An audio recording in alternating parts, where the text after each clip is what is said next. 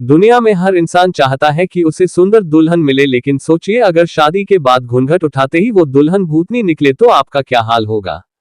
आपका तो पता नहीं, लेकिन भारत के बिहार राज्य के दरभंगा जिले में एक नेहरा नाम का गांव है जहां ऐसा ही कुछ हुआ है। आइए आपको पूरे किस्से पर लेकर चलते हैं।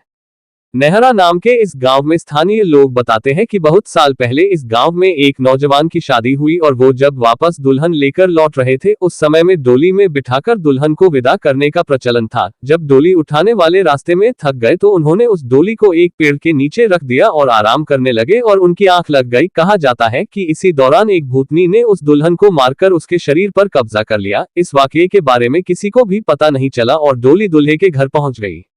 रात को जब दूल्हा सुहागरात में अपने कमरे में गया और जैसे ही दुल्हन का चेहरा देखने के लिए घूंघट उठाने लगा तो अचानक उसे जोरदार प्यास लगी और पानी पीने की इच्छा जताई तो उस दुल्हन ने वहां बैठे बैठे अपने हाथ लंबे कर कुएं से पानी का लोटा भर लाए। इतना देखते ही दूल्हे के होश उड़ गए और वो जमीन पर गिरकर बेहोश हो गया और जब उसे होश आया तो उसके सामने उसकी दुल्हन एक भूतनी बूटनी दुल्हन के रूप में बैठी थी और उसने दूल्हे से कहा कि तुम मेरा राज जान चुके हो, इसलिए तुम्हारे पास मैं नहीं रह सकती और ऐसा किया तो तुम्हारी जान जा सकती है।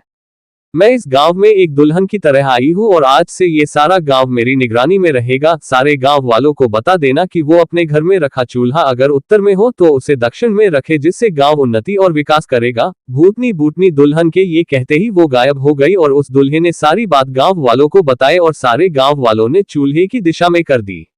शास्त्रों में बताया जाता है कि चूल्हे को दक्षिण में रखना अशुभ माना जाता है क्योंकि भूतों और यम की दिशा दक्षिण दिशा होती है। सामान्य चूल्हे को कहीं भी इस दिशा में नहीं रखते, लेकिन इस गांव के लोग कहीं भी चले जाए लेकिन अपने घर के चूल्हे की दिशा दक्षिण में ही रखते हैं। आपको ये कहानी कैसी लगी नीचे कमेंट करके हमें जरूर बताइएगा।